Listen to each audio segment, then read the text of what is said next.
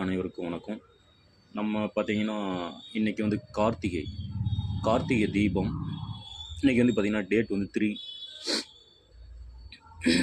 இன்றைக்கி பார்த்திங்கன்னா நம்ம அண்ணாமலையாருக்கு கார்த்திகை தீபம் ஏற்றுவோம் எல்லோரும் வீட்டிலையும்.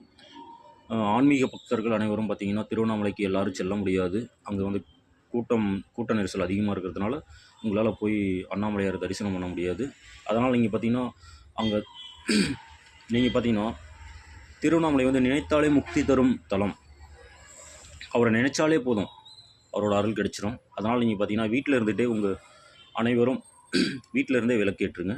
விளக்கேற்றி அவரை வழிபடலாம். அதுவே நீங்கள் அண்ணாமலை தரிசனம் பண்ண ஒரு பலன் கிடைக்கும் உங்களுக்கு.